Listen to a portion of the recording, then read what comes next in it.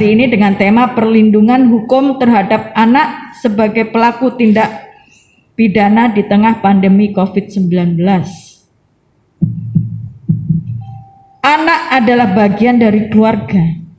Anak-anak adalah generasi yang harus kita selamatkan, karena anak-anak adalah generasi yang kita persiapkan untuk kelak menjadi yang menjawab tantangan di pembangunan yang masa yang akan datang. Dan PKK lah yang harusnya punya peranan. Bagaimana seharusnya keluarga menghadapi kondisi atau problem yang seperti ini? Sekali lagi, pandemi ini sudah merusak segalanya, termasuk nilai-nilai moral pada anak-anak, sehingga banyak terjadi tindakan kriminal yang dilakukan dengan alasan bosan.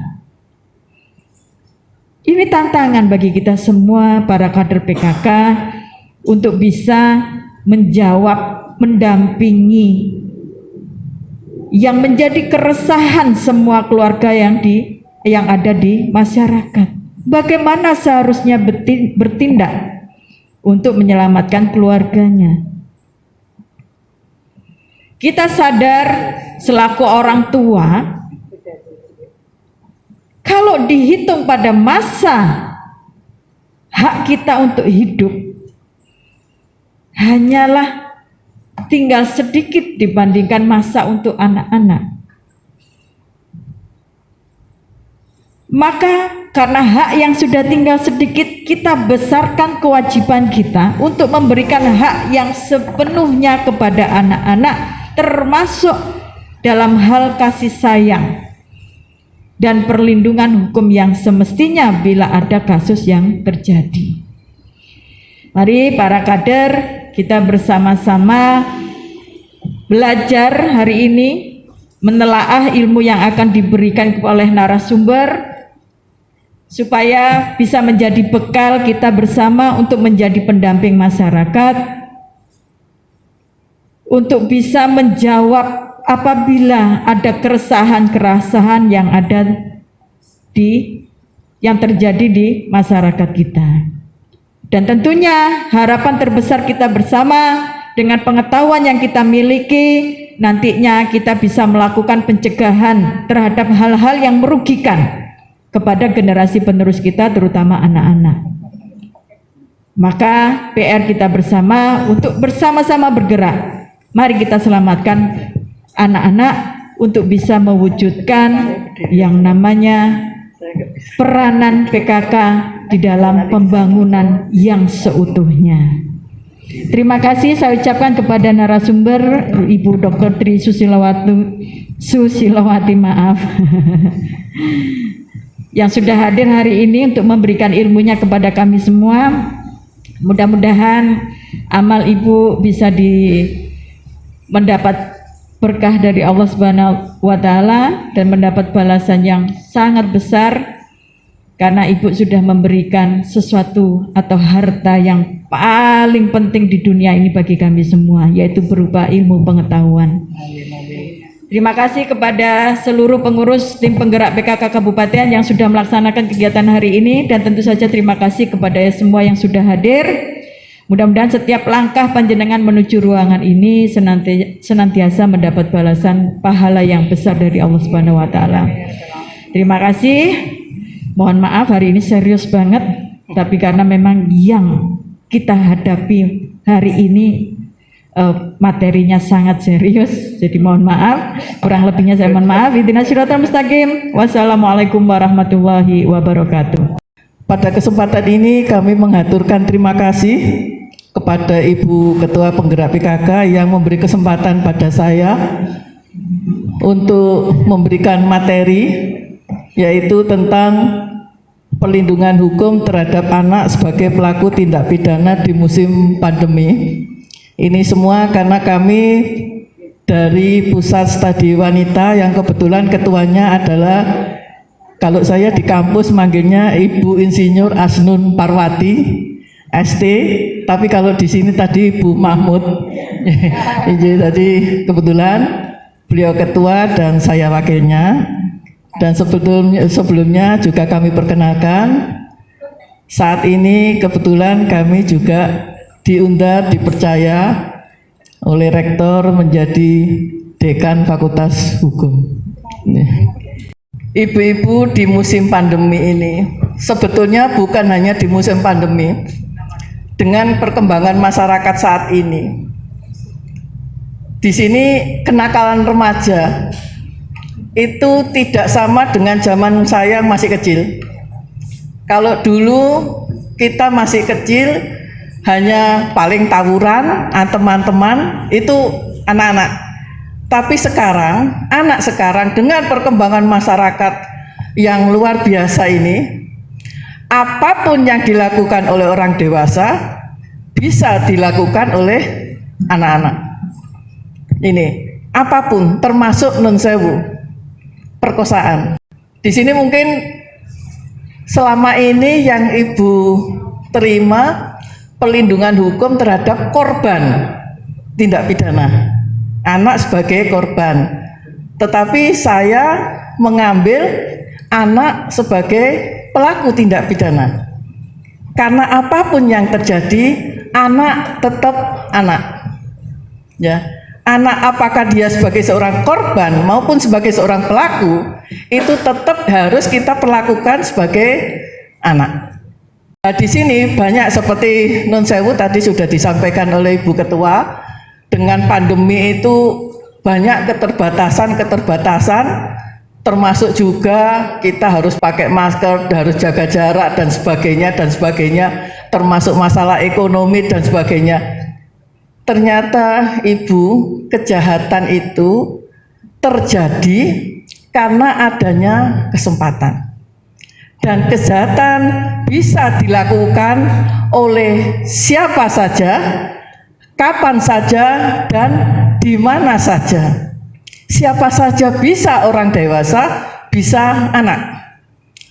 Kapan saja, waktu itu bebas. Makanya di sini tadi Bu Ketua, kita sekarang harus hati-hati dengan keterhimpitan ekonomi. Kadang-kadang mereka berusaha untuk melakukan suatu tindak pidana, kasus pencurian dan sebagainya. Yang dimaksud anak itu anak di bawah umur 18 tahun. Ini. Jadi anak yang dimaksud anak di bawah umur dalam hukum adalah anak umur di bawah 18 tahun. Tetapi ada tetapinya. Kalau anak itu masih 15 tahun kemudian menikah, maka ketika dia melakukan suatu tindak pidana, dia diperlakukan sebagai orang dewasa. Walaupun ibu-ibu menikahnya cuma 1 hari. Sekarang menikah, sesuk cerai misalnya, hukum tidak peduli. Tapi begitu dia menikah, umur berapapun juga, jadi artinya walaupun usia belum 18 tahun, tapi kalau dia sudah menikah, dia diperlakukan sebagai orang dewasa. Kenapa? Undang-undang yang mengatur, ada Undang-Undang nomor 11 tahun 2012 tentang sistem peradilan pidana anak. Nah, di sini perlindungan anak secara keseluruhan, meningkatkan kualitas hukum, hidup dan sebagainya, melindungi dari kekerasan, eksploitasi, penelantaran, perlakuan salah dan sebagainya. Saya kira ini sudah sering disampaikan di PKK, ya. Kemudian meningkatkan kapasitas kelembagaan perlindungan anak, terutama salah satunya PPA. Ya, jadi di sini seorang anak itu berhak memperoleh perlindungan hukum, walaupun dia seorang pelaku tindak pidana. Nun sewu, di hukum itu tidak ada namanya kejahatan anak, yang ada kenakalan anak. Jahat itu hanya orang dewasa. Ini, yang ada kenakalan anak atau kenakalan remaja, ya. Nah, di sini aspek-aspek perlindungan hukum terhadap anak ini ditekankan pada hak anak, bukan kewajiban anak. Ini karena banyak kewajiban-kewajiban yang tidak bisa ditanggung oleh seorang anak. Tadi sudah disampaikan oleh Ibu Ketua, monggo kita jaga anak kita rangkul anak kita. Ini ya.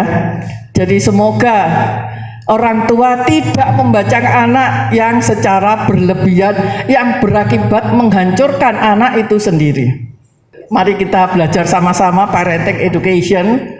Mata mungil itu memperhatikan kita dan belajar dari kita yang sesuai terhadap problematika dan berbagai situasi kehidupan yang beraneka ragam.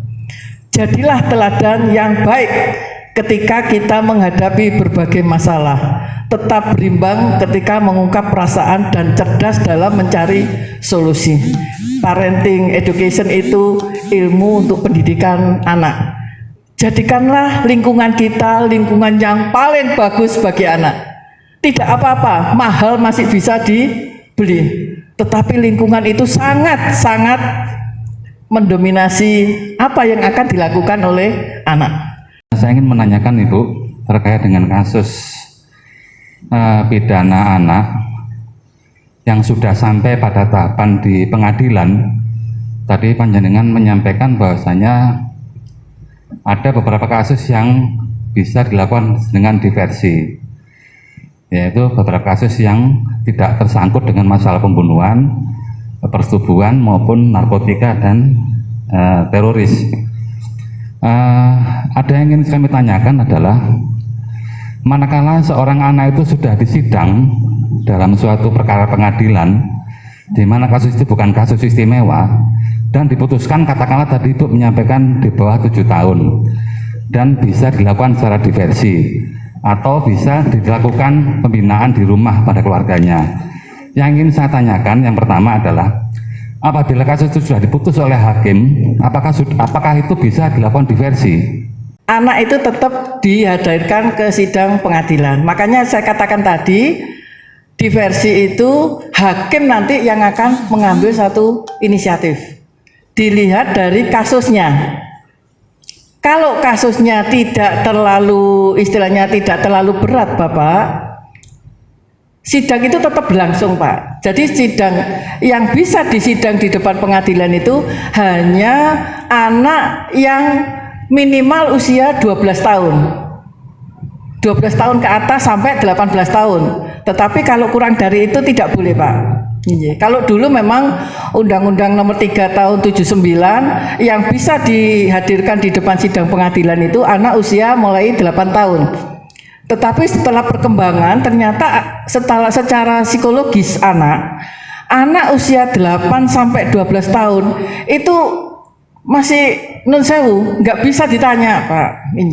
Jadi dari persidangan itu Pak, nanti hakim akan melihat kalau kasus ini tuntutan pidananya, maaf kalau pasalnya ya Pak ya, minimal 7 tahun, maksimal 7 tahun, maka diusahakan untuk direstorasi justice. Jadi dilihat kasusnya dulu. Jadi ini sudah di persidangan Pak. Kenapa tadi pertanyaan Bapak, kenapa kok setelah keputusan dan sebagainya harus ada persidangan dulu Pak, karena ini melibatkan hakim ya. Jadi setelah persidangan dilihat oleh hakim pasalnya, ternyata oh ini tuntutannya di bawah 7 tahun, apalagi bukan extraordinary crime. Extraordinary itu kejahatan yang luar biasa tadi yang saya katakan tadi. Maka hakim akan memanggil anak beserta keluarganya, anak pelaku beserta keluarganya, kemudian anak sebagai korban beserta keluarganya. Kemudian dimasukkan ke ruang mediasi tadi saya anukan. Di situ kemudian kesepakatan. Kalau kesepakatan misalnya gini, wis gampangannya ya Pak ya, korban, wis kowe njaluk ganti rugi piro? Istilahnya seperti itu Bu. Jadi kalau misalnya 1 juta, 2 juta atau 5 juta, gimana? Keluarga pelaku setuju? Kalau sudah disetujui, maka ini bisa selesai. Tetapi itu kalau kesepakatan. Tetapi kalau yang tadi diversi, ini jangan sampai anak itu dimasukkan lapas. Jadi kalau misalnya di bawah 7 tahun diberlakukan diversi, artinya anak ini tidak perlu masuk ke lapas anak.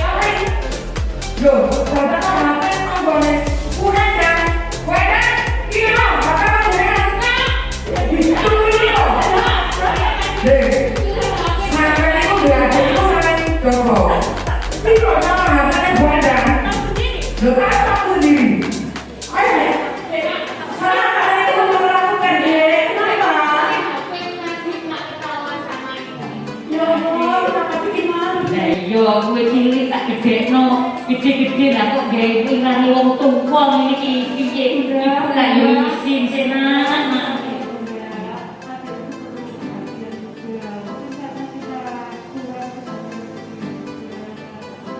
Terima